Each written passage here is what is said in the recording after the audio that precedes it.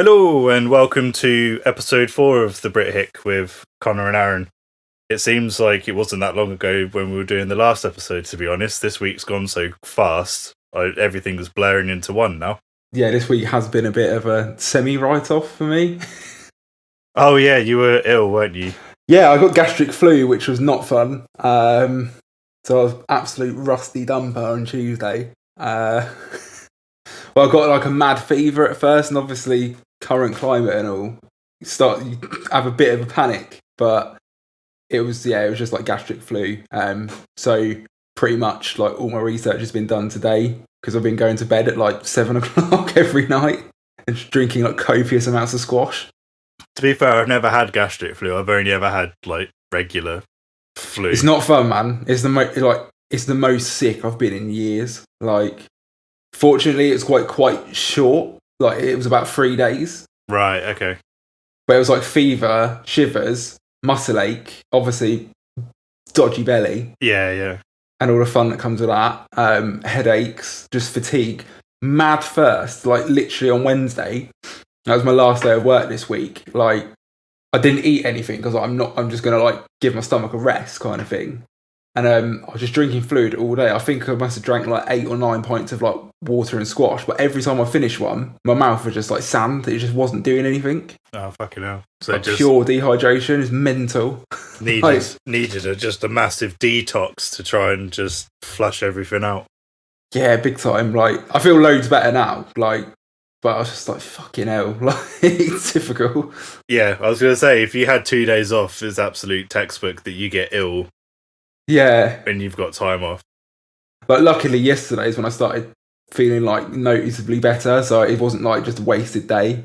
Oh, okay, that's fair enough. But then, like, just in conjunction with that as well, like this, I think is the first week since we've been in lockdown where I've started to find it a bit like challenging. Right. Just like the monotony of it and that. And I was like, and then I got sick. I was like, for fuck's sake. But ironically, getting better from being ill, I'm like, oh, it's all right now, really, innit? You know, at least I'm not sick. Yeah, I don't know. Like last week for me was a drag, and I only worked 3 days because I had the Thursday off before the bank holiday. But those 3 days seemed to drag for ages, and then this week's literally just like it's Friday, and then I messaged you yesterday, and I was like, we haven't done anything. We've done nothing. I've finished editing the previous episode and put it up on the Sunday, and it seems like that was only like a couple days ago, and it wasn't. Yeah. It's now Friday. It's the end of the bloody week. It's getting to that point now where everything's kind of blurring together, and it's getting like really quick, like everything going through. But on the plus side, like with everything that's going on in the UK now, literally on the Wednesday had phone calls from people who's like, so yeah, have you heard from your mortgage provider yet? I was like, what? So, oh yeah, we can do house stuff now. I was like, oh yeah. I was like, shit, I didn't even know that was a thing. So I'm now having to wait to find out about when the mortgage provider is going to be going to look at the house and all that kind of stuff. Okay. So yeah, that's good. At least something's in motion now because it was kind of like just in limbo, really, weren't it? Yeah. But now I've just got to wait for them. But the issue is that if they long it out and everyone else is kind of up and running, it's going to be even more frustrating. But I mean, at least it's moving, which is the main thing. That's it. You just got to stay on them as much as you can. I know obviously like the circumstances are quite weird at the moment, but if they're saying obviously they're operating, just stick on them. That's what we had to do. Yeah, it's the bank. Like, we got to wait for the bank to verify that they're good to go, kind of thing. Oh, okay. But once we've got that, it should be all right. But in other things, like I got the thing that I ordered at the beginning of April from Canada arrived, and okay. I stupidly thought that because Canada was part of the Commonwealth that it wouldn't be the same customs charges as America. No, it's the same. No shit. To be honest, I would have thought that. Like, I wouldn't have thought you get stung with the same charges. The part which I got, which was essentially it's a mod for my steering wheel. Okay. To make the paddle shifters feel better. They're like magnets in oh, it. Right. Yeah. And this is the only one that you can get that some blokes made that you don't need to take the whole wheel apart to like mount it. Okay. The part, including delivery internationally, was £25. Okay. I had to pay the Royal Mail £11.50 to get it. Because there was the tax and then an £8 handling charge. And just when you come to post it and like your door just open, your trousers down, stick it in there, mate. They didn't even post it. They refused to post it. They were fuck's sake. Like, all they sent was you need to pay this amount of money before we'll even humour posting it kind of job. You're not allowed it. But I'll be honest, like it was worth it in the end. It has made a big difference, so I'm kind of like, oh well, whatever. It doesn't really matter too much. Nah, fair enough. I've not bought anything this week. Obviously, I bought a Nintendo last week, and I still need to get a TV, but it's not been like top of my list this week with everything going on. Yeah. But obviously, I bought that guitar the week before. You bought the drop pedal as well, didn't you? Yeah, that's sick. Actually, that's really good. I've got a lot of views out of that. Written a few tracks using it actually. And then today, though, I've rearranged the music room, so I've actually got the casket feeder rig out. Oh, okay. So I've got my board under the desk because I can slip it to the side and still like work. It's not in the way. Yeah. But then it's easy. I can just pull it out because it's just to kind of like make me have the habit of like playing the stuff and just being a bit more productive, not just piddling about. Yeah. So I've like everything else I've kind of stacked away. I've got the cab over in the corner, like at an angle and stuff. It's quite nice actually. It's a good little setup. I think I've got a GoPro which I barely use for anything, so I think I might start trying to do some videos. Yeah. Might as well. You know, no visions of doing anything massive with it, but just something nice to do, something constructive. Yeah, you can just playthroughs and stuff. Yeah, you can put something out. Well, I mean, you were learning stuff before anyway, weren't you? So you might as well record what you're learning and that's it. And knowing what I'm like, if I've got a reason to finish learning something, I'm more likely to do it. Yeah, that's a fair point. Because I'm a bit weird with learning stuff. Sometimes I'll be like really on it, and other times I'm just so easily distracted, and I'll be the first one to admit that. Like, I'm not a very disciplined guitar player these days. Yeah, I'll learn like recognisable riffs, but I won't learn the rest of the song. I'll learn like a verse and a chorus, and then that'll be it. I won't learn. Yeah, it's like I'll learn War Pigs up to the point where it gets fun, and then not do anything with it. It'd just be like, oh yeah, should have done more with that, but never did. Or what I'll do is, like I've spoken to you about this before, I'll try and learn something which is like a bit too much, and then I'll just be like, oh bollocks. You were trying to learn Black Dahlia Murder, weren't you? Yeah, receipts, and it's ridiculous. There's a couple of bits I can play, but it's putting it together. It's like, it's stupid. Yeah, too much. The other thing that I've been following this week is that Formula One has gone absolutely fucking mental this week. So what's been going on? And I was quite proud of myself because my prediction was correct. Basically, on Tuesday, they confirmed that Ferrari isn't renewing the contract for Sebastian Vettel, which is like a big deal because he's a 4-time world champion and was like their main driver for a long time. Yeah. So he's not with Ferrari anymore. And then there was some rumours about who was going to potentially replace him. And the prediction that I made from what I read, and it came to fruition, which is that Carlos Sainz Jr. is going to leave McLaren, which is a big deal because everyone liked him in McLaren. He's going to Ferrari. And then Daniel Ricciardo is going from Renault to McLaren, which probably means that Sebastian Vettel is going to be left without a seat. So he's properly screwed himself over because the way that it sounds with the contract negotiations is that I don't think they were going to pay him enough, that what he considered enough. And basically Ferrari went, screw you, then we're not interested anymore. So they're going to use the other driver for the team as kind of like the basis of the team. And then Carlos Sainz Jr. is going to kind of be a number 2 driver to back him up. The weird thing is you normally expect this stuff after the season's over or like September, October time, when the season comes to an end is normally when contracts are expiring and you get drivers moving teams. To have it happen in May is very unusual. That suggests there's like some kind of stuff going on. Well, no, I think it's more to do with the whole situation that like there's no championship basically this year. So right. Like a wheel hasn't been turned in anger. They did the testing. They got to Australia, and on the morning of the first practice in Australia, they said, no, we're not going to do it. Which was an absolute cluster for everyone, because 7 out of the 10 teams are based within 30 miles almost of where we live. Yeah, like, there's so loads not a short trip. We live in F1 district, basically. Like, there's so many teams in our general area. And even the teams that were kind of further away, it's Oxford and Woking. So they're not far. And they were all in Australia ready to go. And on the morning, they were like, no, we're not going to do it. Pack up, lads. Biggest troll. Yeah, just most ridiculous thing. But yeah, so it's all kicked off, but like way earlier. And it's been the biggest moves in kind of 3-4 years for driver moves, especially to see one of the potentially greatest drivers just be like dumped. Yeah, essentially.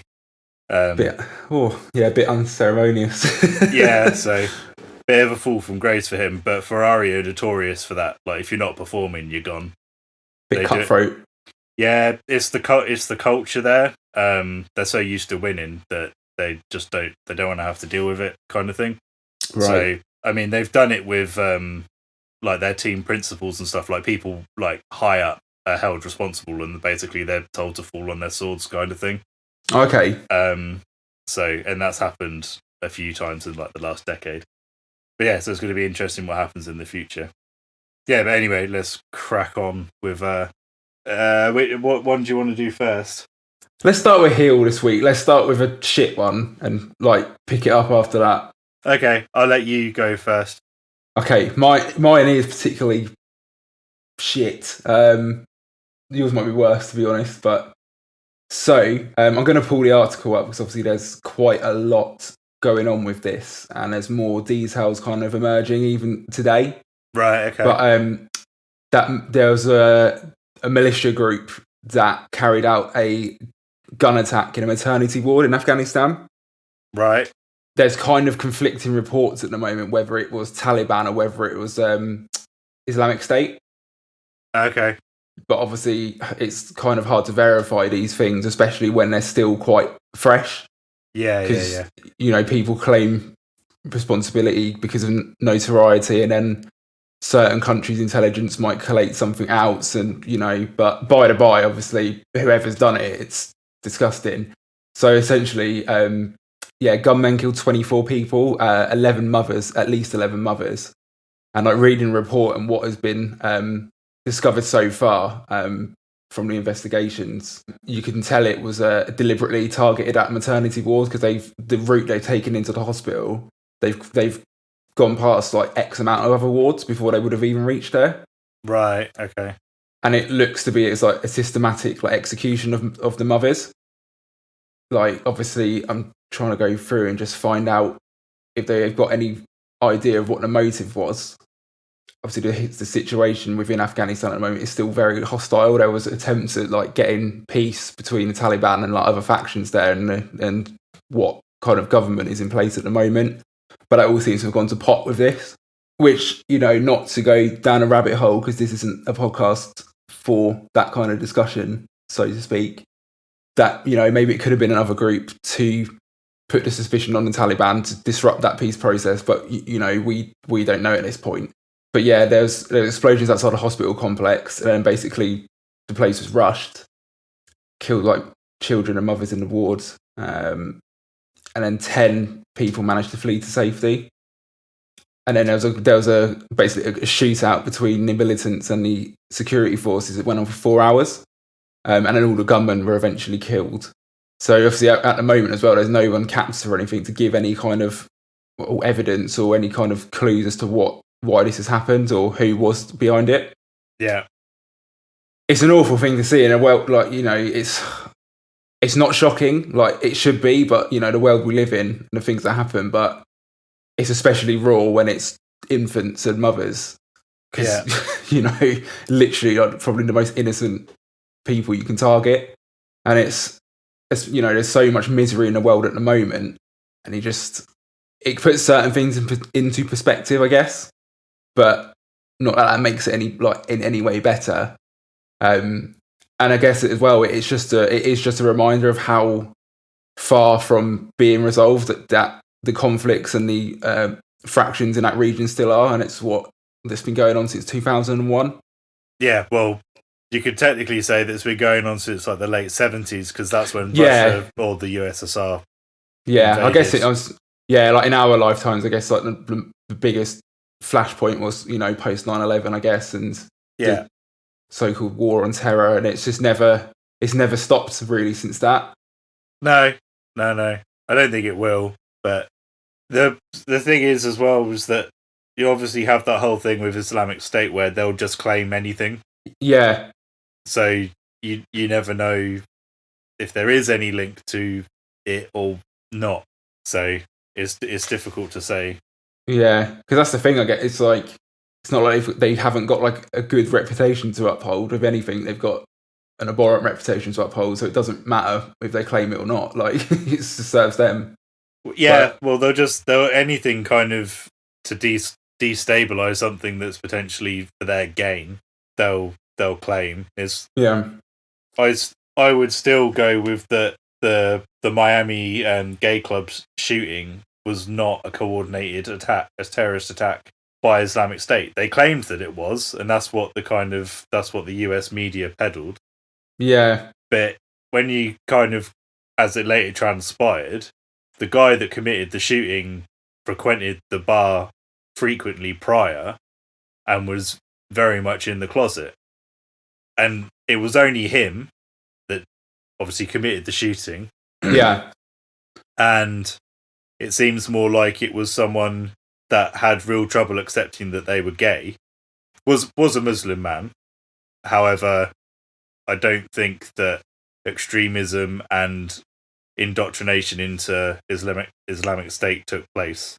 Yeah, I think as well where things get blurry with these situations is obviously sometimes you do have a cut and dry instance where it's like, yeah, it was definitely Islamic State or X terror group, what like X or Y terror group has done that. It's pretty cut and dry, like it's very evident. But then you've got instances where it's questionable and it serves one country's interest to pin the responsibility on them, and they're never going to refute it, like we're saying, because it serves them, like it serves their agenda to be attributive of that. But obviously, like if you look at Britain and America, it serves our narrative to pin those attacks on certain groups. Yeah. And then likewise, if an individual has even somewhat tenuous links, they've looked at something online or they know someone who was in contact with someone who was in Islamic State 4 years ago and has got like an uncle who spoke to him on the phone last week, that's enough. That's like, oh yeah, they're a part of it. And it gets a bit woolly, and it's more of a matter of convenience than anything else. They're finding a kind of a bow to tie everything together so that they could just be like, yeah, well, there you go, there's your narrative. Exactly. That's why they did it. And then they could just go, yep, that's sorted, that's done. Yeah. Because there's not going to be a trial because the person's dead. That it's not going to come out in court that it's anything different because all parties involved are not there to defend themselves or persecute. So that's it. But yeah, pretty grim one this week. Like, so sorry everyone, it is a bit of a downer to start off with. Yeah, that's a bit heinous. I think it's Obviously, R.I.P. to everyone who lost their lives in that attack. Like, don't say that in a hollow way. It is fucking awful. So yeah. Okay, my one's a bit of an odd one because it seems like it's not like a news thing. It's something that someone I know kind of broke, if that makes sense. Mm-hmm. So someone I know who used to live in, or is American, used to live in the UK, which is how I know them, moves back to America, does quite a lot for the scene that she's involved with, which is kind of like synthwave, new romantic goth kind of stuff. Okay. So we're talking like 80s and 90s kind of goth stuff. She and some others found out that, I don't know if it's both of them, I'm assuming it's one of them, of the German kind of synth pop group And One, who have been around since 1989. I haven't heard them, but it's not in my circles kind of thing.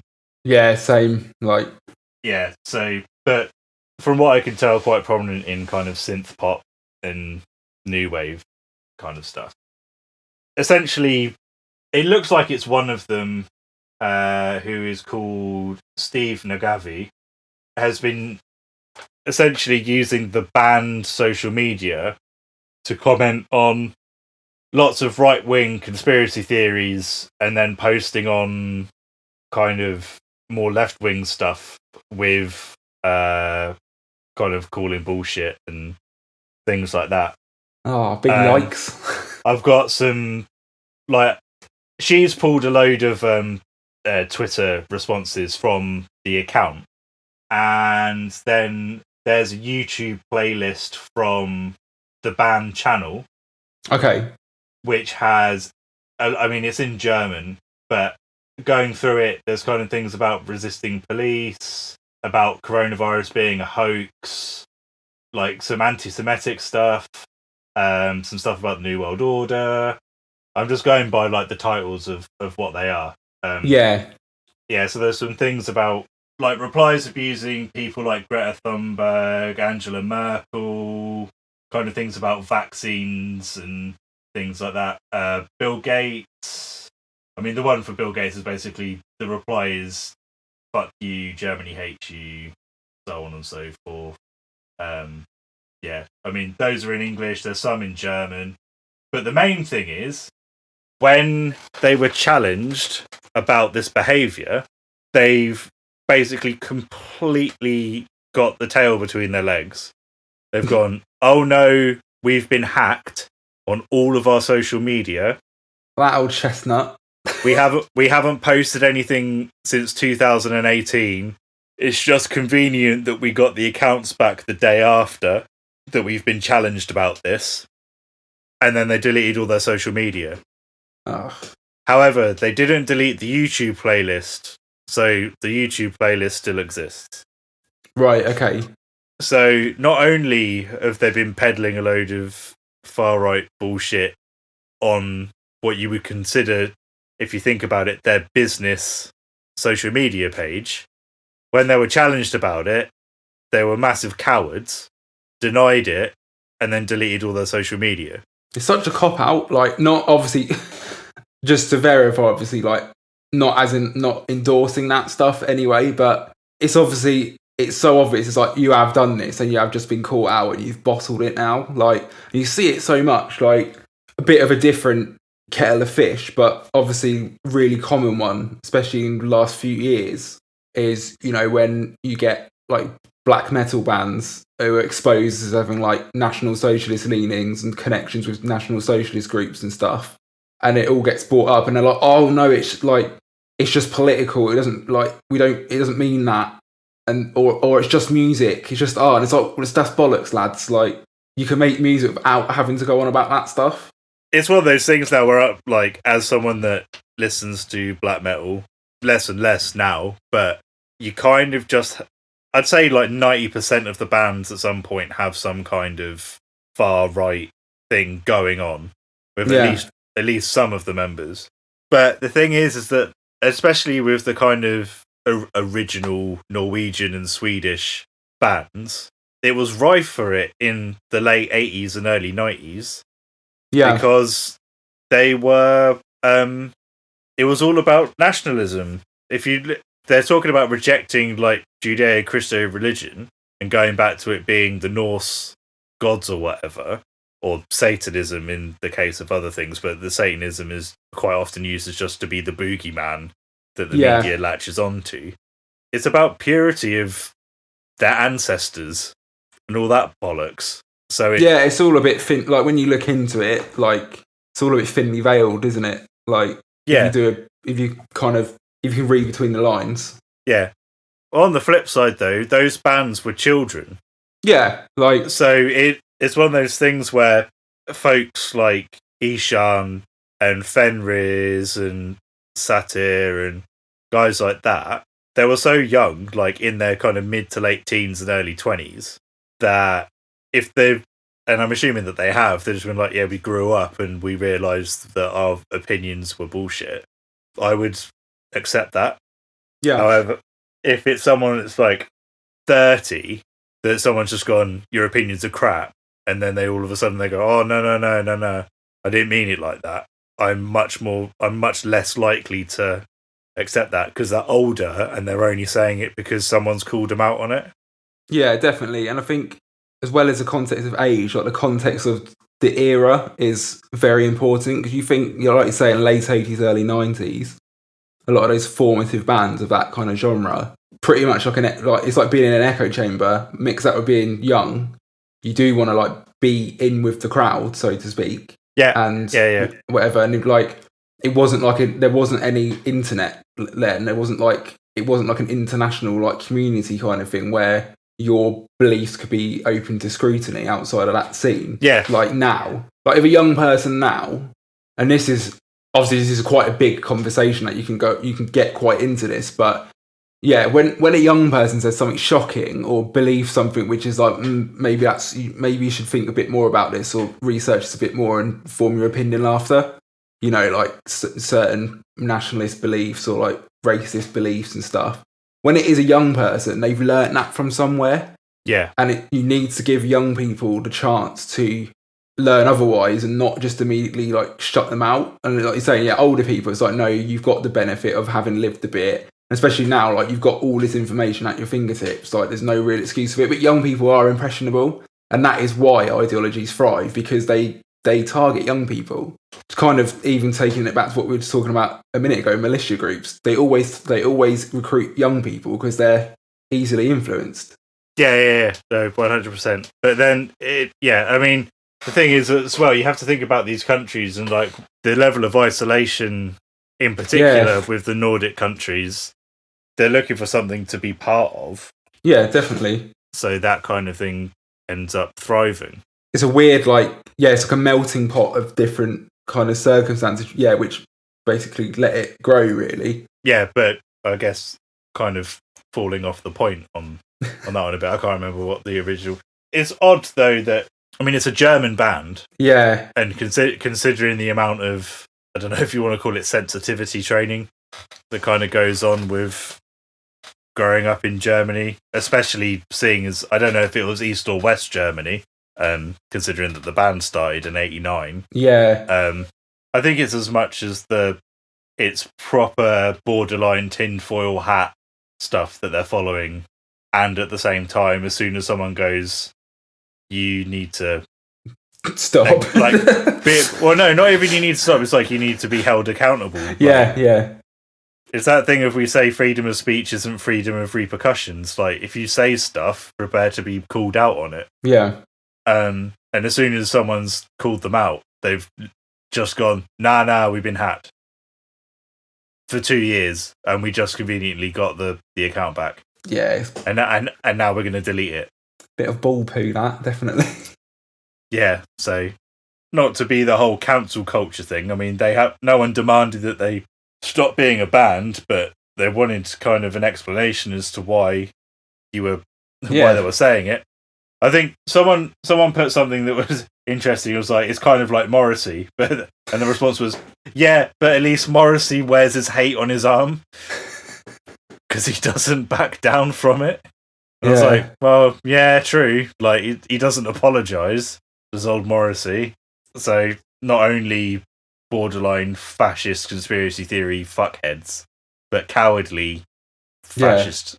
Borderline fascist fuckheads. I think that's it, it's like I don't agree with what they're putting out there and what they're sharing and whatever, but it's like, look, if you're gonna back it, have the stones to actually back it. Don't, like you're saying, as soon as you're called out, don't feel like, oh no, it wasn't actually us. because it's just, I find it ironic, and it's always like, it is always that side of the coin, like that kind of, and it, like, in this circumstance, like, it's right-wing propaganda and all this. They're always the first people to be like, oh, like, crybabies and snowflakes, all this and whatever, and like, we're the superiors, and, you know, we're so tough, all this, and as soon as you call out, oh no, like, it's just like, you fucking just show yourselves up to be absolute dickheads, like, really. Yeah. It's just embarrassing. I should say as well that, like, on the flip side of this, if this was far left pro-Stalinism propaganda... Oh yeah, of course. I think still think the same, yeah. Yeah. Like, I think this is the problem, like, in most, like, and, like, kind of touching on what we were saying in the first episode, it's so easy for people on both sides of the spectrum to spout a stream of garbage in a lot of cases and not take any accountability for it, and then equally not brave enough or willing to engage in any kind of constructive discussion and maybe be challenged. Yeah, I think that's the issue, is that they're too busy kind of living in their own world, and they're not willing to be challenged on it. Yeah. But yeah, so I mean, that's my one, is prominent old school new wave band gets outed for being tinfoil hat wearing fascist, and then instantly deletes all social media while saying that they're being hacked. Apart from their YouTube. Yeah. Apart from the YouTube playlist, which they've left up, which links to some fucking weird Illuminati New World Order shit. Okay, should we move on to heel? No, face, sorry. I was going to say, if that was the faces, God, what are the heels going to be this week? Let's move on to faces. Right, so mine, do you want me to go first, or do you want to go first? No, you go first. Alright, so mine's quite a light-hearted one this week. It's not very deep, but times we live in, I was like, oh, everyone can do a bit of uplifted at the moment. Activision and Tony Hawk's remastering Tony Hawk's 1 and 2. I did debate saying about that. Actually, like, so legitimate as well, like, absolutely chuffed. Like, it was such a big game at the time, and like that whole series of games, and, you know, what it did for exposure of the sport and the culture and how it helped it grow, and even like things like the soundtrack, like massive parts of that game. Like, I don't know how many people like got into the music because of Tony Hawk's and stuff. That's the main thing for me, is that they're not fucking with the soundtrack, because I was like, oh, please don't put a modern soundtrack on it. Keep them the same. Yeah, definitely. And they've said that they're keeping the original soundtracks. So yeah, they've said they've basically managed to keep near enough all of it. Some of the stuff they haven't been able to get the like licensing rights for, because things have obviously, because it was so long ago. Yeah, I think obviously ownership of certain songs and that has probably changed, and it's become a bit tricky. But I think, like, I'm guessing as well, they'll probably have the sensibility to, like, those gaps in the soundtrack. They'll probably either fill with other fitting stuff from that era, or maybe with newer bands that kind of fit in that style. And that'd be kind of a good way to not for want of a better term, like, pass the torch, but serve kind of kids now in the same way it did for us. Yeah, I would agree. I mean, it wasn't that, like, the bands weren't prominent at the time, but it was like an introduction for a lot of bands. Yeah, for definitely. me. I mean, I think that was the first time I heard Rage Against the Machine. I think probably Goldfinger. Mm-hmm. The one that always sticks out is Powerman 5000, because I always had that like on. Yeah, that was like my favorite track on the soundtrack. But yeah, so it is good to see. I mean, I even saw the vocalist from Powerman 5000 like posted about it. Was like, "Oh, this is going to be awesome." Like, yeah. So I mean, kind of makes sense, because Powerman 5000 aren't doing a great deal at the moment, but it's still. I'm assuming that he's pretty gassed for it to be re-released, because obviously his music's going to be on it. Yeah. I mean, the franchise did die a death a bit when they tried to diverge it, but yeah, I think they tried doing too many different things with it. Because 1, 2, and 3 were pretty much followed the same kind of format, just kind of obviously improved on itself a bit each time, and then 4 as well. And then when it went to Tony Hawk's Underground, that worked really well. Like, especially the first one, it felt really immersive. It wasn't like a true like open world game, but it was kind of as much as it could be at the time. Yeah. And and they fleshed it out into something really interesting and like cool. And then I mean, just a mixture of like the age I was at, and kind of at that point I was starting to like play consoles less and less anyway. I kind of fell off it after that, but then by all accounts, like it kind of took a nosedive afterwards. It's not just that franchise that it happened to. I mean, if you look at kind of so not PlayStation 1 but PlayStation 2, the Need for Speed franchise, the Burnout like racing games, the Burnout franchise, they all tried to start doing the open world stuff. Yeah. And it lost the thing that made the game popular in the first place. And it just ends up being this kind of weird mishmash of tropes. In fact, I was looking at the latest Need for Speed game, and it's almost like garish, like how over the top everything is now. Yeah.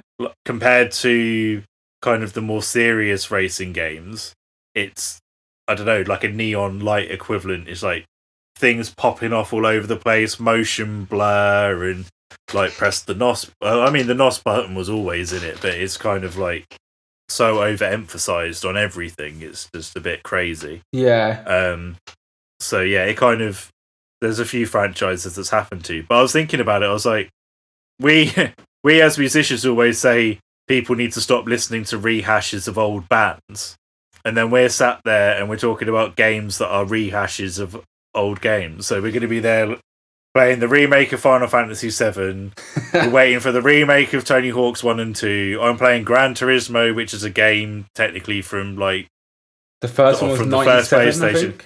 Yeah, I play Wipeout. I've just downloaded like the new version of Roll Cage, which was a PlayStation 1 game. Yeah, I remember that. It's like, well, I'm as bad as everyone else because I'm not a full blown immersive gamer, and I'm just playing the same old shit that I did when I was growing up. I mean, I can't talk. I've literally just bought a Super Nintendo again. Yeah, true. But I think with games, like, especially with the remasters and stuff, I think there's an element to it though where it's like, it's so interesting to see like how far it's come and how they've applied it to that game that you remember so vividly from when you were younger. Yeah. Like it's the technological feat of it is like amazing in itself.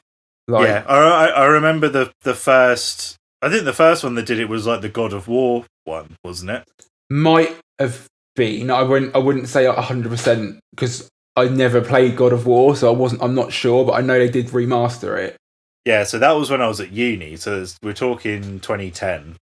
That's the first one I remember of there being like it was called like a HD remaster. Yeah. Oh, yeah, I was going to say... Of the first 3 games. I was going to say Resident Evil 1, GameCube, but obviously that wasn't HD because GameCube wasn't HD. Yeah. Although they did remake it, so... Yeah, you can get that on like PS4 and like Xbox One and stuff now. So, but then... as well, I shouldn't just dismiss Final Fantasy VII as just a remaster because it isn't. It's like they've completely rebuilt the game. Yeah, it's meant to be absolutely insane from scratch. I was gonna buy it, but it's still like £55, and I can't justify £55 on a game at the moment. Yeah, same. That's like Doom Eternal for me. Obviously, not a remaster, but just the game itself, it's still a bit too rich for my blood at the moment. Yeah. But we were saying again, Doom again, another game. Okay, so it's different to what it is, but it's an old franchise that everyone kind of goes, "Bah." I mean, would it have done as well if it was called something like, I don't know? I'm trying to think of a name for it. I can't think of one, but it's one of those things, isn't it? It's like it had the name attached to it, so it automatically got hype.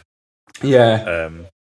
I guess as well with a lot of these franchises, they were kind of groundbreaking in their time as well. Well, yeah. I mean, id Software made the first person shooter game as it is. So it was Wolfenstein and then Doom. So to think about it, they did it, and then everything got turned into Call of Duty rip-offs, and then they've kind of pulled it back again with Doom and Wolfenstein in the mid 2000s. Yeah, so, I mean, I'd love it if like other developers like not try to just rip them off, but took a bit more cues from that kind of style of shooter, because you know what I mean. Like, I'm not some tribalistic gamer. Like, I'm not even like a hardcore gamer or a serious gamer or anything. Like, I'm not going to bash people for the games they like. I just think that's mental. Like, it's like, it seems a petty thing to quabble about, but Call of Duty is not really my cup of tea. Like, personally, I mean, I'm just not very good at first person shooters. It's not my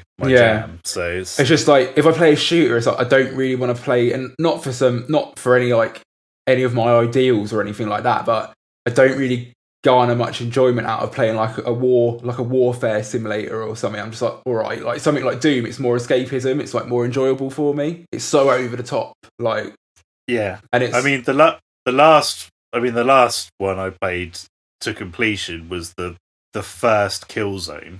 Yeah, which is like PlayStation 2. That's how long ago it was. Oh yeah. So I mean, yeah, first person shooters. I mean, I bought Killzone for the PlayStation 4. I played the first campaign and then I just put it down. I was like, I'm not engrossed in it.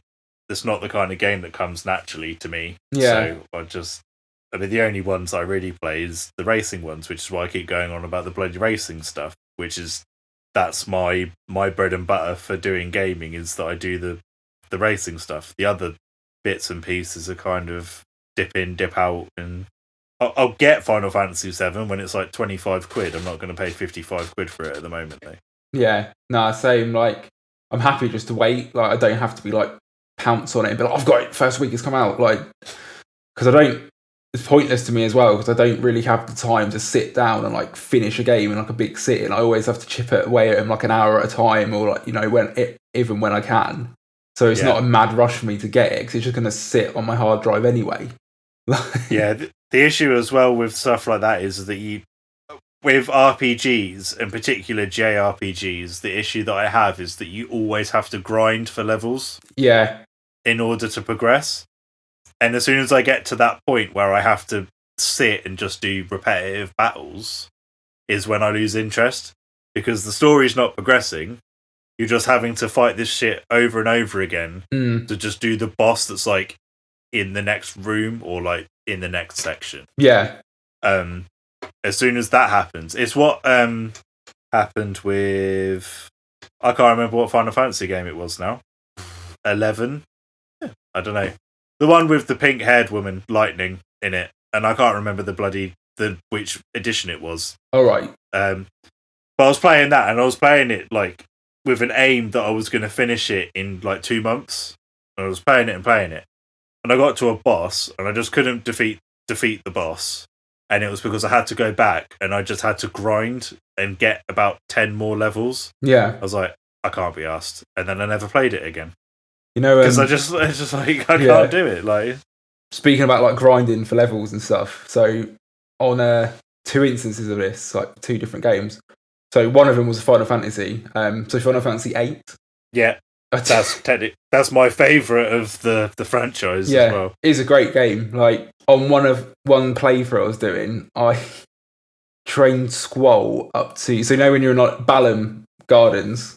Yeah. And you can go into the the training area, like you fight the little, I can't remember what the enemies are, the little like plant things, or now and again you get like the Rex. Yeah.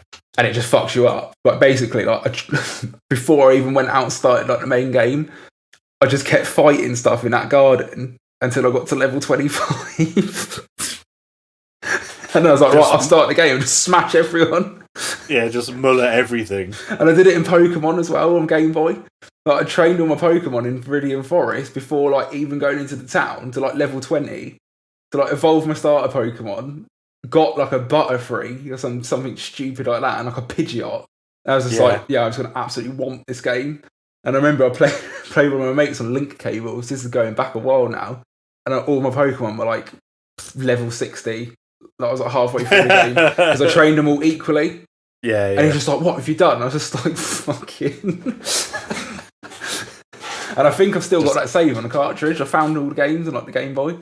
I think I've done this on the current run through of Gran Turismo that I'm doing, because I did all of the licenses. I golded them all before I did anything else. Yeah. So that's 50 missions, and to get gold, you get a load of credits, and you get mileage points, and the mileage points are what you use to upgrade your cars. Right. Okay. And you don't have to buy any cars to do driving the licenses. Ah, because it's like you have to do it in the car that's provided, kind of deal. Yeah. And then I did a load of like the other challenges. So I did with like all of these mileage points. So I went to go into the league thing, and it's like, oh, you can only use this car. I was like, okay, cool. I'm just going to upgrade it to maximum, and then it's just like way more powerful than all the other cars. So I'm just there like, and I go past all of them. It's just like, well, because I've got all of these points, I might as well just fucking use them every time that I need to. Why not? And then it's like, yeah, like got loads to spare. I've worked hard for these points. Yeah. Well, I bought a Nissan Skyline, which at stock's like 300. This is the only one that like it's been this mental, but it was like 310 horsepower. I upgraded it. It's like 920 horsepower. Probably don't need bloody wheels behind. Jesus. Well, this is the thing. It's like it's undrivable. Like you try and stop, and it's like nope. It just like keeps going because it's going so fast. Jeez. But yeah. So I've kind of done the leveling up of I've just got so many of these points that whenever it's like, oh no, you must use this car. It's like, okay, I'll just buy the car and then max it and then go buck wild on the opposition kind of thing. I was playing, I can't remember which Gran Turismo it was. It was one of the older ones, but it was after we went to the chats. Oh, right. And I was at Lewis's with him and Harry, and we were all battered, and we were just playing Gran Turismo. And it was just it's High Speed Ring. Yeah. No, it wasn't a High Speed Ring. It was one of the easy tracks anyway. And I can't remember if I was racing Lewis or Harry, but I was absolutely like womping it. I had a slower car, but I was just like driving really well. I just kind of like like mid-pissed moment of clarity. I was like, I'm going to drive really well. And like smash it. I took all the inside corners and everything. And then literally on the last straight, I smashed into the pit lane. And my car just like dead stopped. I was like, fuck. Yeah. I just got done. I just started laughing. I was like, oh, what else can I do?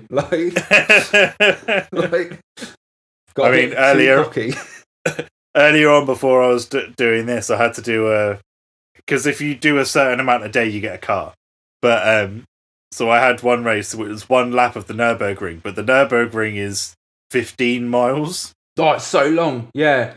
And I fucked it, like not near the end, but about a mile from the end.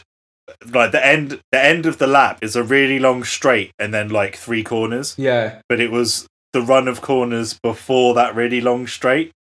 I just mullered the wall, and I was like, I can't get out of either way that I'm going. So I'm shifting down into reverse in order to reverse. But then I get hit by someone, and then I was like, do you know what? I'm just going to restart it, and I'm going to have to start again. So I had to do the whole bloody lot again. Nearly lost it in the same place. Oh. Going round, I was like, just let me finish it. Yeah, on that same evening, because that Nürburgring was on that edition of it as well. I was like, yeah, it'd be really good if we do a Nürburgring race and every lap was taking us like 11 minutes. Yeah, it's just no one was impressed. I was like, oh, sorry. Yeah, it's not easy. It's really thin. It's difficult to pass, and I've got to memorize it, and I have no idea how I'm gonna memorize it. It's so long. Yeah, but so okay, so I just realised, so Tony Hawk's. Yeah, it's good. This is all good. Good chats. It's all right. Okay, so your face of the week is Tony Hawk's and Activision. Tony Hawk's or Activision. I would say Neversoft, but Neversoft doesn't exist anymore. But that was R.I.P. Neversoft. Best intro logo of all time. Oh, the eyeball steak going through it.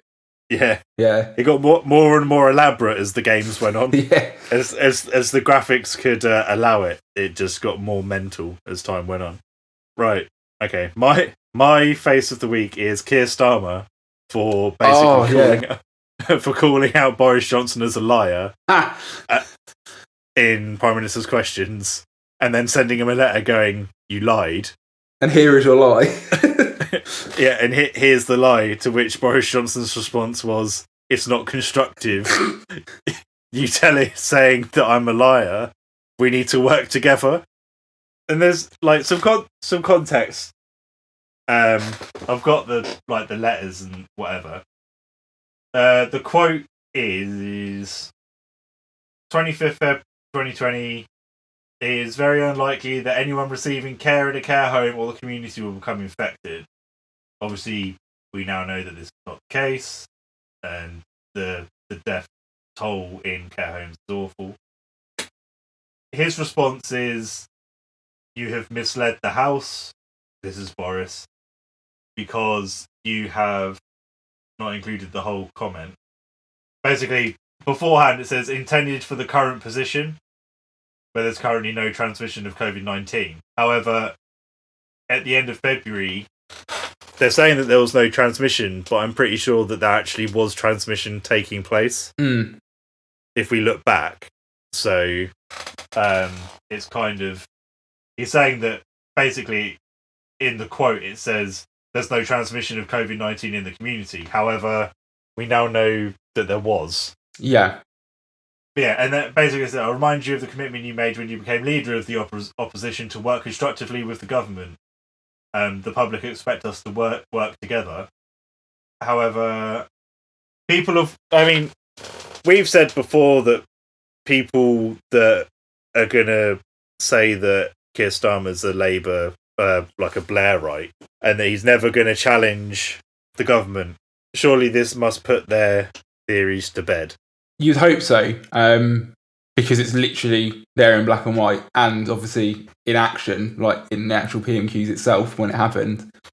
There is still a lot of there is still, like, within the Labour Party, like, membership. I am a Labour member, just for full context, for anyone listening. I nominated for Keir Starmer. I thought he was the best choice. Well, we discussed it, didn't we, the day after the election, that he would be the best choice. Yeah, and that isn't to the detriment of any of the other candidates, but the position and the reality we're in, obviously, at this point, this is December, so we didn't have the context of pandemic and everything, so take that out of the equation. But the position we're in as a country, the issues that society are facing, which are primarily adversely affecting the most vulnerable people in society, you need a strong leader who can mount an opposition to that and that people can get behind. And I understand that, obviously, like, I was a big fan of Jeremy Corbyn, and I won't deny that to save any kind of face, like, whatever that should mean anyway. I know a lot of people probably act otherwise now, but... Well, no, I won't. I was staunchly behind him. However, we got a rollicking in the election, and the electorate, which is the British public, are not prepared to go with what was decided. Yeah. With the I don't know what the right word is.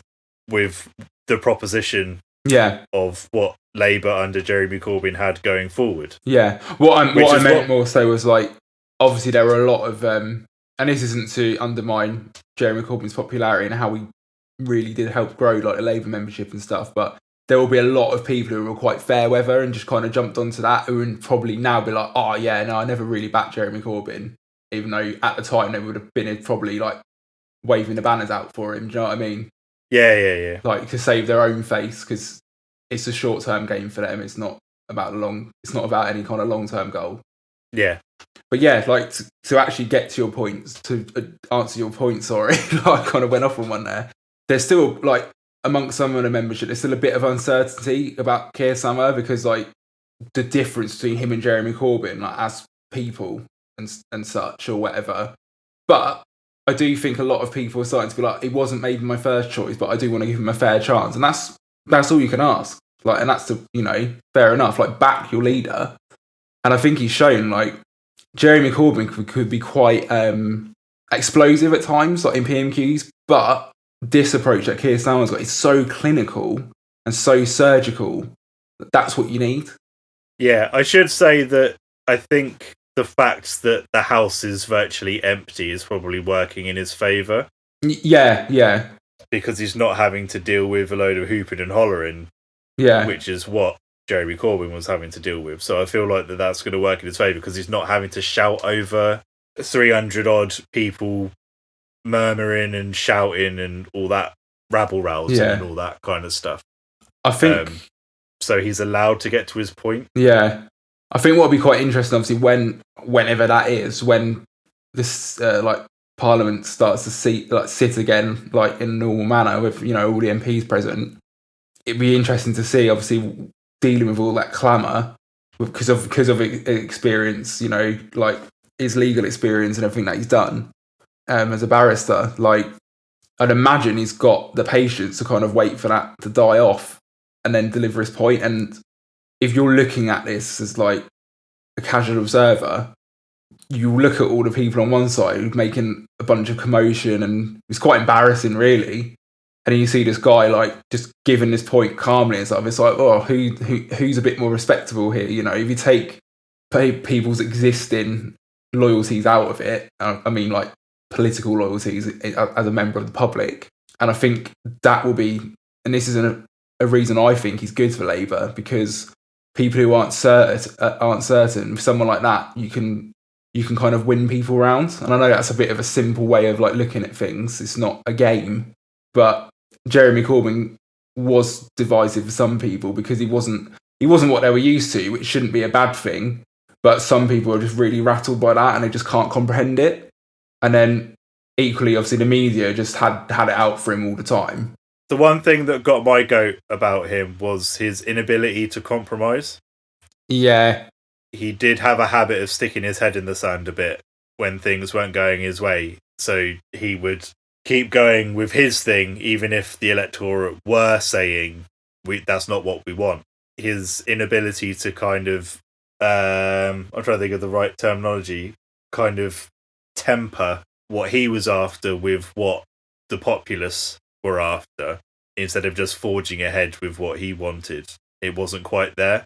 Whereas I feel like Keir's going to be more of a mediator across different things, and hopefully it will amalgamate generally what the majority of people are after, be it the PLP, the membership, or the general public. It's promising, definitely, at this early point, like that he is taking these kind of actions and, holding the Prime Minister to account, as you should. Yeah, I feel like they were saying about like people were ready to jump down his throat about the fact that his initial statement when he was inducted as leader of the Labour Party was, I'm looking forward to work alongside the government but hold them to account where necessary. And everyone's like, oh, he's never going to say anything. It was like, well, 2 weeks down the line and he's pretty much grabbed the government by the balls and gone, you're lying. Yeah. And the thing is as well is that I don't feel like these things were done like this previously. And like you said about the fact that he has a legal background, maybe the procedural part of it will work better for modern politics, if that makes sense. Yeah. I feel like he's not going to... Because, I mean, previously with Jeremy Corbyn, it was always questions from the public. It was always, so-and-so from such a place says, how could I... But there was never any supporting... It never seemed like there was supporting evidence to the question. Yeah. It wasn't... There was no preempting the answer, and there was no retort. Whereas this is literally like, you've said this in this piece of paper, and you're either grossly negligent or a liar. What's your response? Yeah. Kind of thing. So it seems to be a lot more, again, going back to the legal thing, it's a lot more evidence-based rather than it being, oh, Shirley from County Down has asked, I'm going to say County Down, it's bloody wrong place, but County Durham has said, my gammy knee, and it's taken me ages to see a doctor, what can you do about it? And they just go, well, waiting times are at a blah blah blah low, and yeah, there's always like a stock answer to something like that.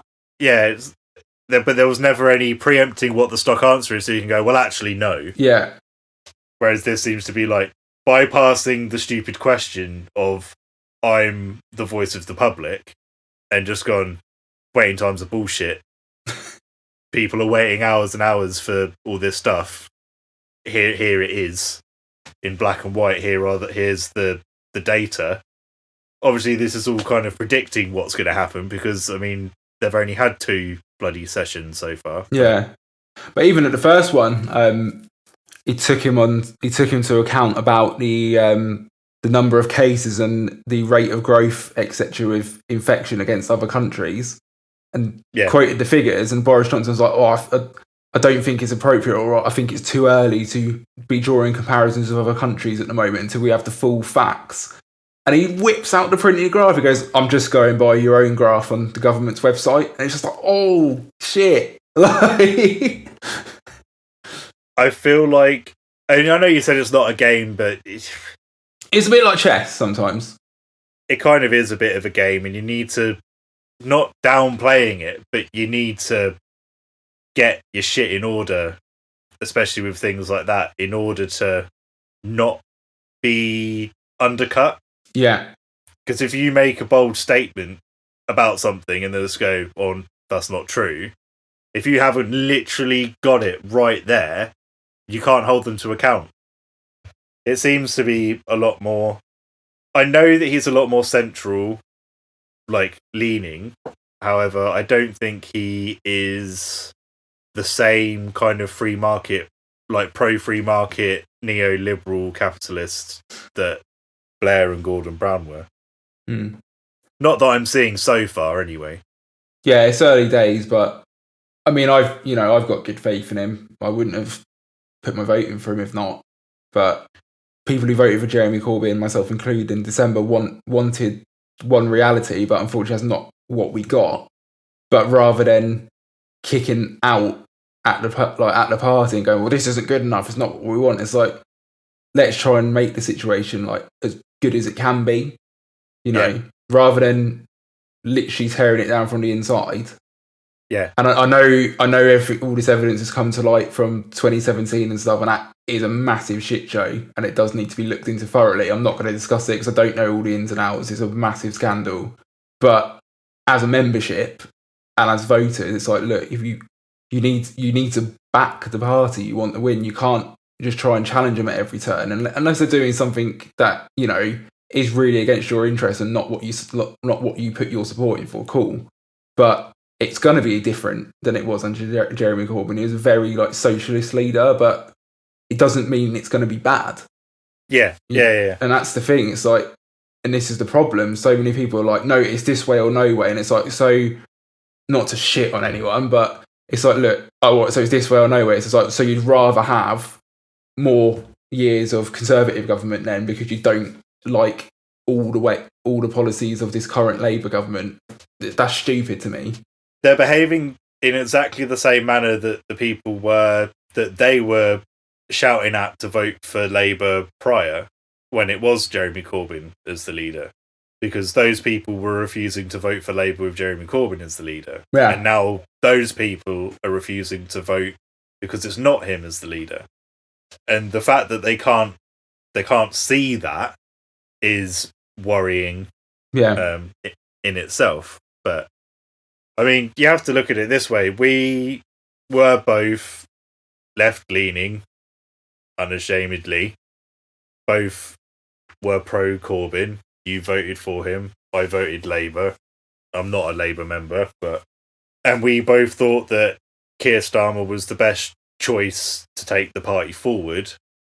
Maybe doesn't match what we wanted out of the whole lineup, but was the best thinking kind of nationally about what needed to happen. Yeah.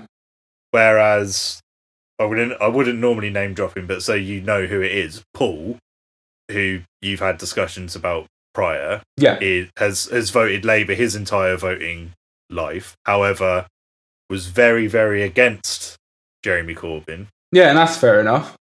And I don't know if he did vote Labour in the last election or if he voted Lib Dem, but he was very torn up about it, and he was definitely umming and ahhing about it.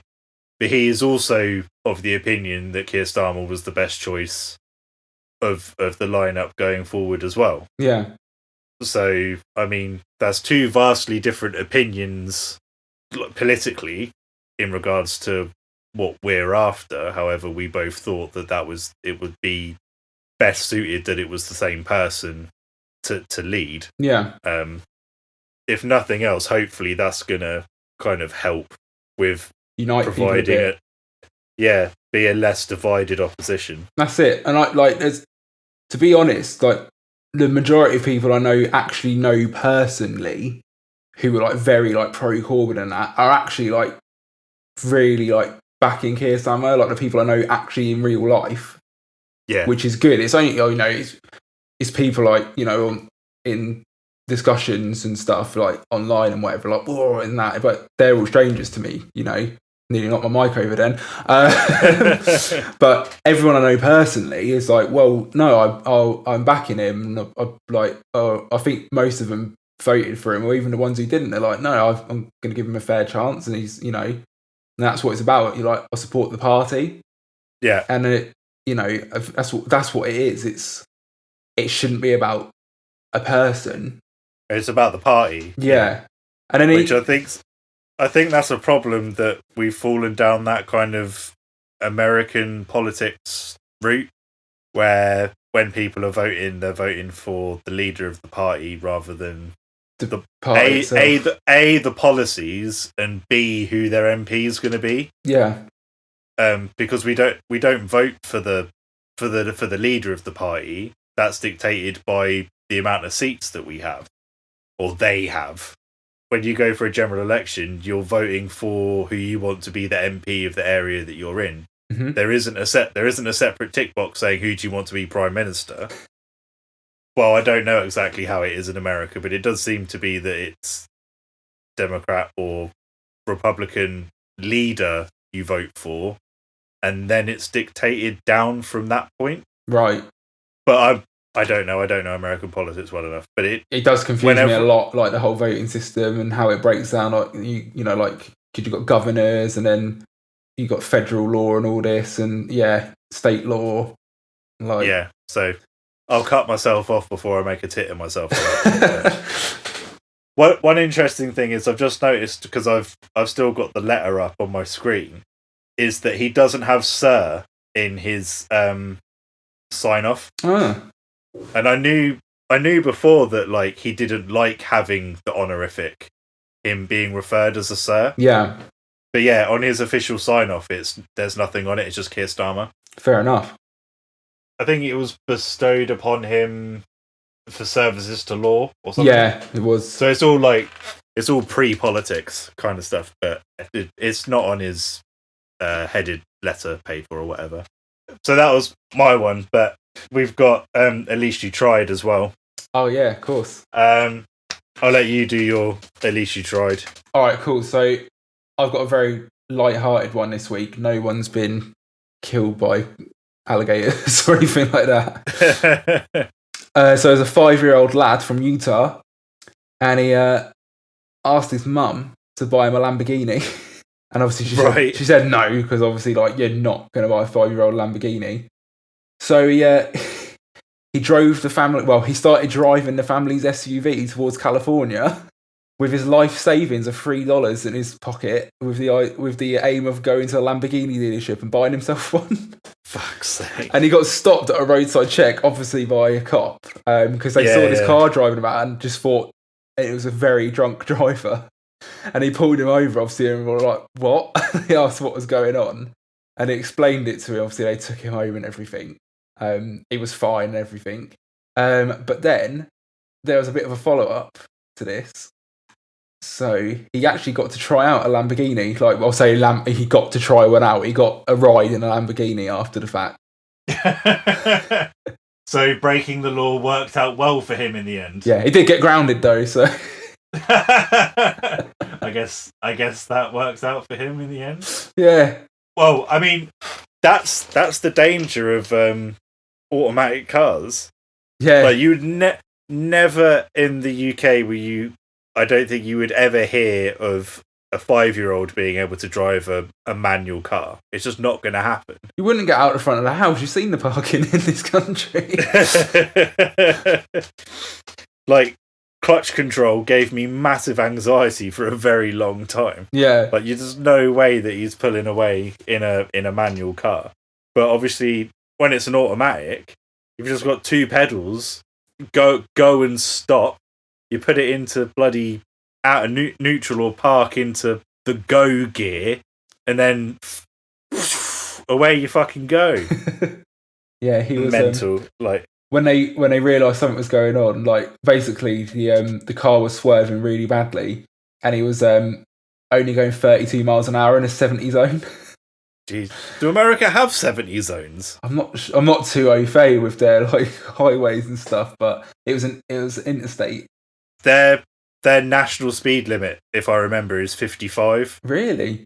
Yeah. Bloody hell. Which is hilarious because a load of people because of the lockdown and everything that's happening in America. Yeah. A load of people are trying to break the Cannonball Run time, which is so the Cannonball Run is I can't remember the exact locations, but it's New York to Los Angeles. It's a specific place in New York and a specific place in Los Angeles, right?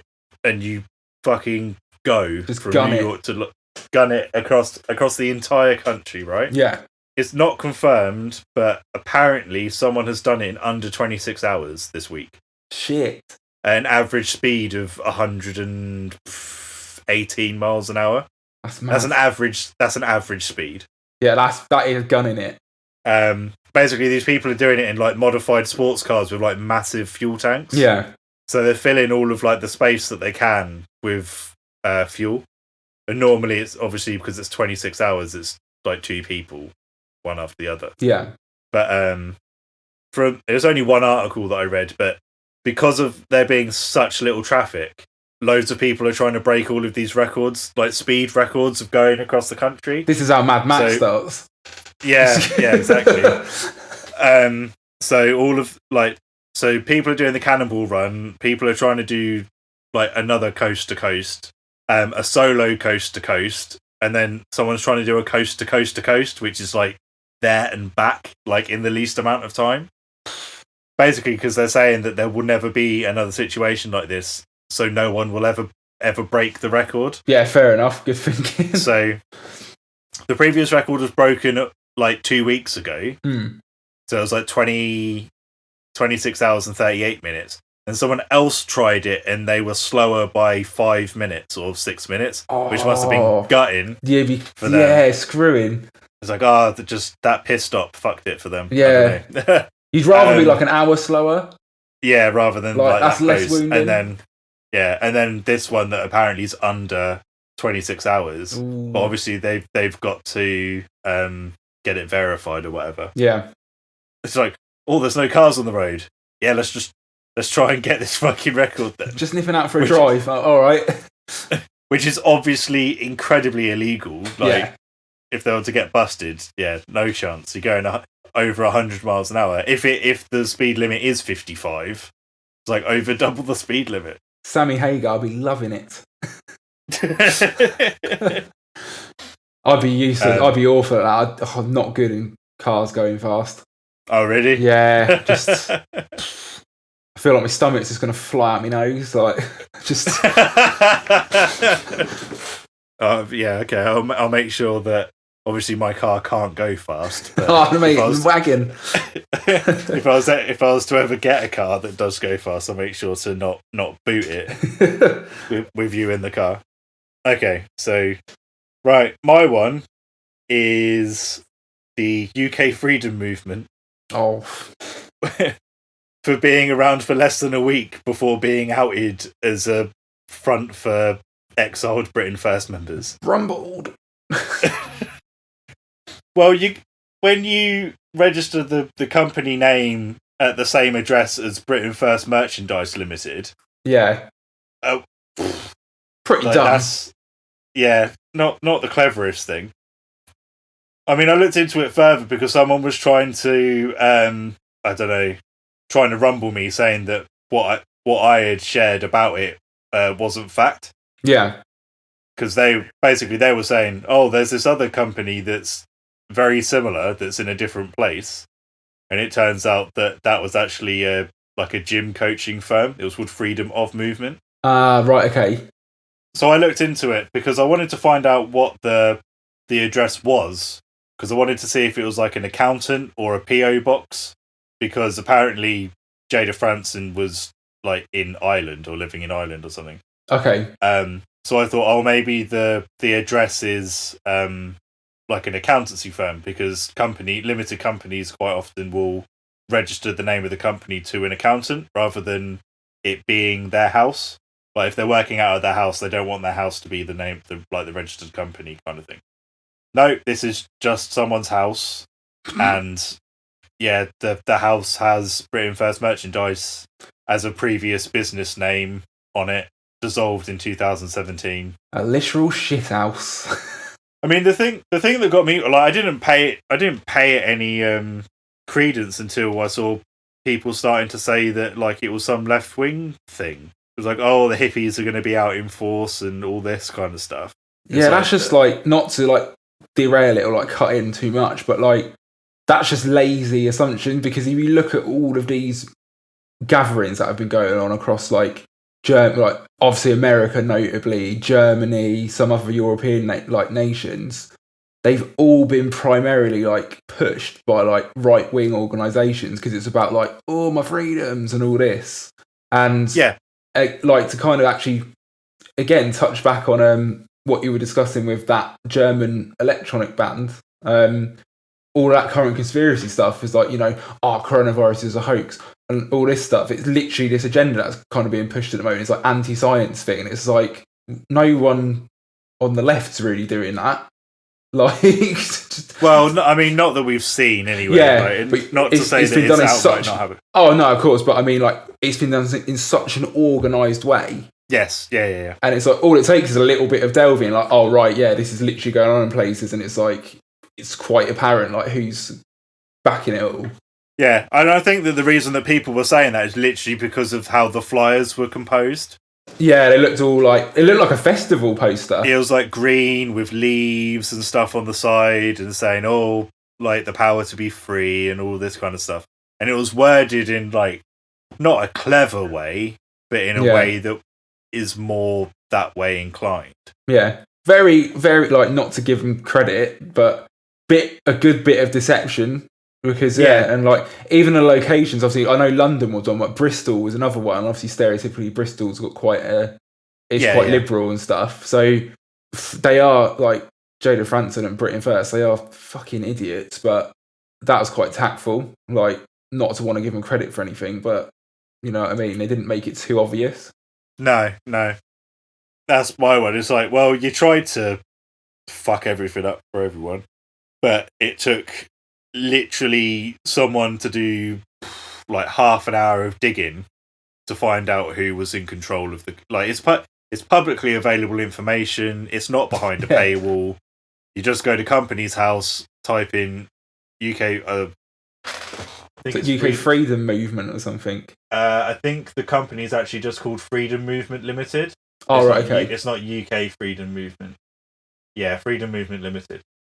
But yeah, I mean, it doesn't take long. You go into Company's House and you find it, and it's like, oh look, not under an alias. You haven't got someone else to register it under their name. The address is the same as Britain First Merchandise Limited. It's just not. It didn't take very long at all. Proper Scooby-Doo, that is. Yeah, and I mean, the flyers themselves look like that, but then I went on the UK Freedom Movement website, and it is just EDL bollocks. Brilliant, fantastic. Just bulldogs and Union Jacks and like anti-immigration rhetoric and like all that shit. So yeah. I mean, if you go to them, you're a fucking idiot anyway. But it's just it's just hilarious how stupid they've been in registering the company to stuff that obviously ties them to a disavowed political or faux political organisation. You're like, as well, like, we're doing something really clever here. Yeah. Well, someone made a point that she's supposedly been banned from being involved in political organisations, but this is she got done for like hate crimes and stuff, didn't she? Yeah, she spent her time in prison and stuff. Yeah, but for all intents and purposes, this isn't a political organisation. They're not rallying for any kind of political means. Yeah, true. It's a loophole, isn't it? I guess. Yeah, and it's registered as a limited company. Yeah. So legally, it's not a political organisation. So, but at the same time, fucking idiot, because it's just really obvious what they've done. So, yeah, I mean, that's my one. They're a fucking idiot. I think that definitely takes at least you tried, because that kid, that was just funny. And he did get to have a go in a Lamborghini, so like he kind of won. He won. He kind of My honourable mention for At Least You Tried was, I mean, this has been going on for a while, but I found out that people have been paying $1,500 for a bucket of nondescript soil from Arizona in order to pan it for gold. Oh. But like there's a guarantee of like an ounce of gold minimum in like these buckets. Like it's like I think it's like a 3.5 gallon bucket of soil. I think they called it like nondescript ground something. I can't remember what the actual terminology was. And basically they pan for the gold, right? Yeah. So they go through the soil to find the gold and then weigh it up or whatever and then check it for purity. Some guy bought it and did it, right? I think he got like between 1.8 and 2.2 ounces. I can't remember exactly. But the gold was 18 carat, so it wasn't pure. Right. He put the weight into a converter for the worth, and it was $900. Oh. So he lost $600. But the thing is as well, which I didn't think about because I just saw the initial video, but then I did a little bit of research into it, was the gold doesn't normally come out like that, like how it was. It normally has some kind of rock involved with it. It's not just going to be little nugs. Yeah. Not all the time, anyway. So some mad bastard company has got a load of gold that they're melting down and then putting into like these little weird nug things. Profit in soil. Selling dirt for $1,500 a bucket. They're putting 900 or whatever. It says a minimum of an ounce, right? So it could be between $600 and $1,000 in it, right? Pocketing all of the profit, and then I don't know, every maybe 50th bucket, whack a bit more in. So then they're like, oh yeah, well I got more in this one, and then just keep everything going. It's like, what fucking idiots are gonna? Well, obviously a lot of them. That is genius, to be fair. But not only are they buying the dirt, right, with the chance of getting gold, but then they're spending hours upon hours panning it for gold. So getting like the bigger rocks out to sieve it, and then you got to go through the different grades. And then you pan it with the water to see where the gold is, and then you got to get it all up and weigh it, and which is like hours and hours of effort. And you're losing $500 to potentially $900 on a bucket that's got a load of dirt in it and maybe some gold. I can't just help imagining like just some geezer in his house, like frantically scrabbling for all this dirt on like his kitchen floor or something, and his family coming like, "What are you doing?" It's like, "It's fine, we're gonna be rich." Like, shit everywhere. It's like, are you all right? Also, I could have filled a 3.5 gallon bucket with soil on Tuesday. Could have sold that for $4.5 grand. Oh, nasty. Yeah, that was my honourable mention was that one. But then that I was such a scheme. You're kind of meriting that it's not an At Least You Tried, because the people that are doing it are fucking obviously rolling in the dough. Yeah, smashed it. The people that are buying it are absolute morons. It's like imagine going on Dragon's Den with that as a pitch. Yeah, so basically this is what we do. Who's going to buy this, idiots? Yeah, well, this is the thing though, because I was like, well, are they just getting it from a gold mine or an area where it has gold in it? And then someone was like, no, they guarantee that there's at least an ounce of gold in each bucket. And I was like, they're putting the gold in the fucking buckets then, aren't they? Because there's no way that they're guaranteeing that there's a minimum of an ounce of gold if they don't know that there's at least an ounce of gold in that bucket. Yeah, because otherwise you would literally have to go for it yourself, find the gold, and then put it all back, and it's like, well, you just keep gold. Yeah, exactly. At which point I'm like, any kind of critical analysis on this business model is like, this is a scam. No, people are fucking buying them, panning all this bloody dirt. They don't know where it's come from, somewhere in the fucking Arizona. Mentalists. Okay, so I guess we should sum up. So you say At least you tried should be... You've taken that one, definitely. Right. Face is Tony Hawk versus Keir Starmer. Keir Starmer. Tony Hawk's coming out is great fun, but like, I think Keir Starmer holding the Prime Minister account for lying is a bit more important. Yeah.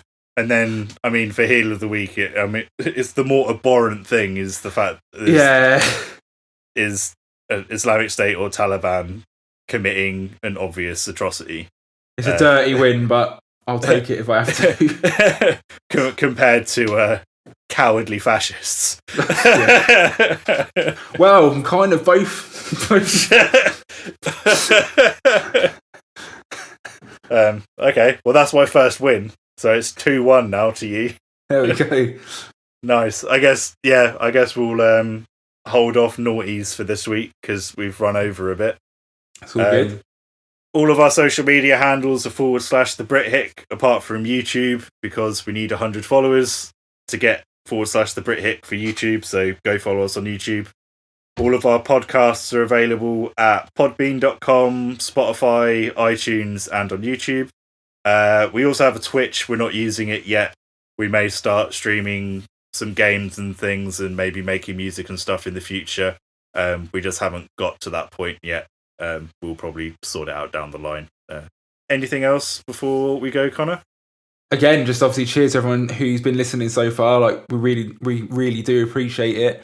Obviously, always open to like feedback or suggestions, anything you want to hear us discuss, or like you might want to make us might want us to look into any ideas for like segments. Like, we're always open for ideas or suggestions. Like, happy to take things on board. We're always aiming to try and keep making it entertaining and like improve as we go along, really. Yeah, I mean, we're available on all of the social media stuff, so any feedback is greatly appreciated. Well, obviously, we're only just starting this out. This is the 4th episode, but we want to keep going and keep improving. So, yeah, anything that you guys think we can look at, that's much obliged. And we'll see you next week. Thank you very much. See you, everyone.